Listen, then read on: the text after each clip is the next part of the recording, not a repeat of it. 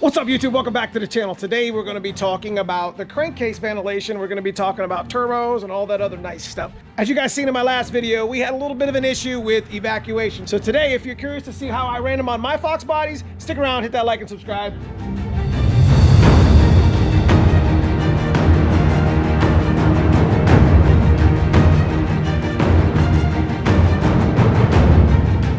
All right, guys, so you guys that have been joining the channel, you guys have been following the channel, and you're new to the channel, these are my 3 Foxbodies that we race and we drive on the street constantly. What you guys know on the channel is having the GT40 stock bottom end rebuild, budget-minded, turbo.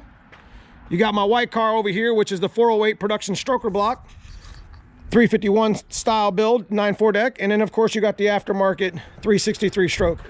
I shot some film the other day for you and showing you kind of how I took care of my PCV system, but I felt like I should probably bring this video out to show you guys, to clear up some of the confusion that might have been around some of the stuff that I was mentioning in my last video with the oil leak. So Cousin Paul's gonna go ahead and pop the black car 363 turbo. We're gonna lift the hood and I'm gonna show you how I evac this system. Always keep the clips on the other side of the turbo in case you forget it don't suck them in.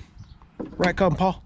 Mm-hmm. That's right. So you can see here, this is not optimal, but this is just the way we've ran it. And you can see there's not any oil coming in here, so it's not really a bad idea. I vented my driver's side valve cover, my passenger side valve cover, and of course you can see in the back, I'm running the little apparatus that you guys are about to see how I make. Moving over to my white 408 build, you guys will get a chance to see how the 408's vented. Obviously, we don't run a power steering rack, we run a manual rack. Precision turbo, about the same. But you can see over here, we actually ran a catch can setup. We actually have an AN fitting here in the valve cover, on both valve covers, and we still vent the back just like we did on the black car. You can't see it much, but there is definitely a filter vent back there, just like I'm about to show you. And of course, you guys have seen us the other day with the oil leak on the stock bottom end GT40 build that my dad's car, we call my dad's car, even though he hasn't driven it in like a year. Isn't that right? Mm-hmm. It's all right. It's always fun when he does. It's smiles for miles.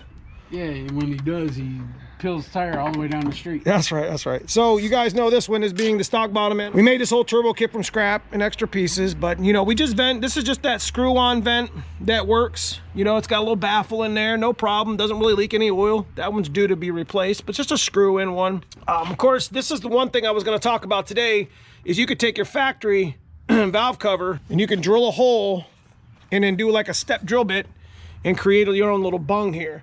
Of course, you gotta come towards the beginning here, kind of past the first bolt here. Otherwise, you won't clear your intake running one of them little filters that I was showing you in the last video. And lastly, you could tell that we did this in the back of the intake. Same thing that we did here, except we gutted the PCV. Now you probably say to yourself, well, Dan, what are you talking about by gutting the PCV? So I'm gonna take you to the film that we shot the other day, me and Cousin Paul, where we had gutted a PCV for Dad's car. So let's rewind and go to that video right now.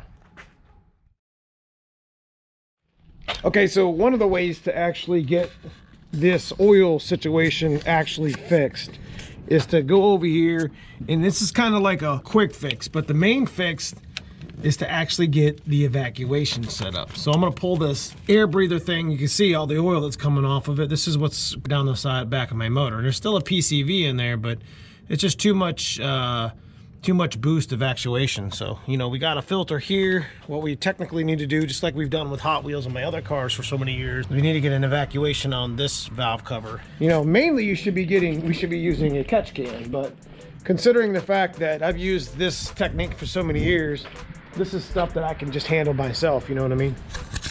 All right, so what we're gonna do is we're gonna go ahead and grind this this ball out. I usually don't have the ball in there, and one of the things that you got to be careful with the intakes, make sure that you have the screen in this baffle area and you have the baffle underneath the actual intake. Now, it's really kind of hard and difficult to get underneath of that intake to clean it. So there's a lot of crap underneath there. So it's best to grind the baffle out and maybe figure out a way to remount it or whatever, just with, you know, drill some holes and some screws or whatever. But I mean, if you're really trying to get, or just take the intake over and get it tanked. But we're gonna go ahead and cut this out, and we're gonna wrap it in this a little Band-Aid, we call it, little rag, so it doesn't get all over the car, engine, and whatever. And we'll keep an eye on it.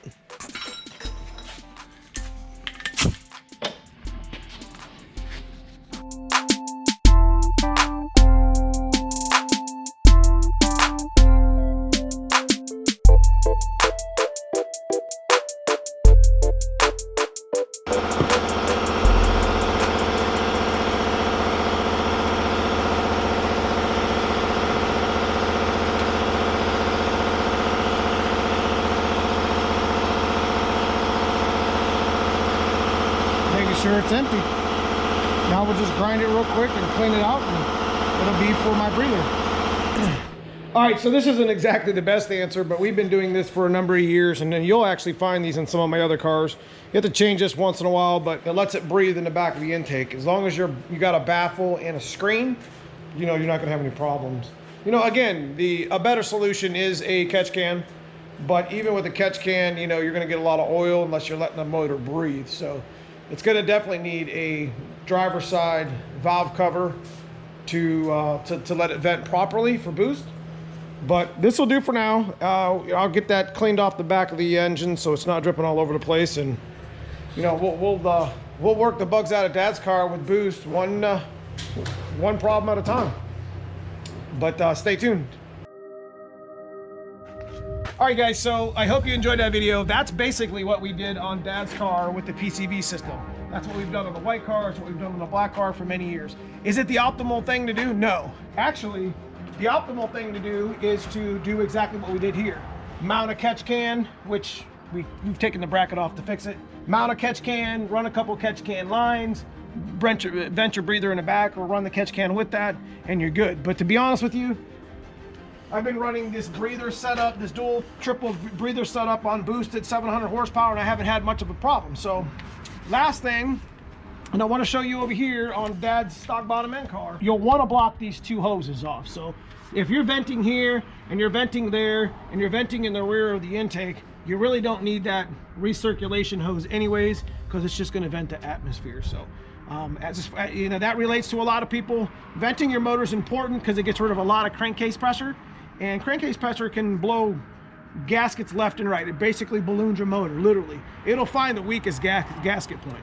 You know, last thing I wanted to mention before we get out of here is, you know, if you got a stock Mustang and this stuff doesn't really relate to you, just make sure you're checking your PCV valve, because if that PCV valve becomes faulty, it can get a whole bunch of oil and a whole bunch of stuff up into your intake. If you ever look inside of an intake that's been doused in oil, you'll see what I'm talking about. And then it'll make it smoke, you'll burn oil from it. And you know, you just keep the return line on the valve cover, keep the PCV system intact until you start really modifying your car. And at that point, then you got a reason to vent your motor. So, you know, venting the driver's valve cover is always really a good idea anyway. So, all right, guys, that's pretty much all I got for you today. Me and Cousin Paul are gonna go put these three horses back in their stables, and we're gonna you know, get set up for tomorrow, as we got a number of modifications that's going on Dad's car tomorrow, because you got to wait for the dyno video. The dyno video is going to be epic. It's going to be a great time. I think you guys will really like it, but we did have some issues anyway, didn't we? But I mean, it's a Foxbody. Of course it did, right? Of course. So I got a merch shelf below. Guys want to check out some merch? We got a join button below. I encourage you to check that out. All that support from that club membership goes back in the channel to do things like this. So I do appreciate my club members. Shout out to them. Outside that, guys, I just appreciate your watch time. I appreciate you hanging out with me and Cousin Paul today. See you in the next time.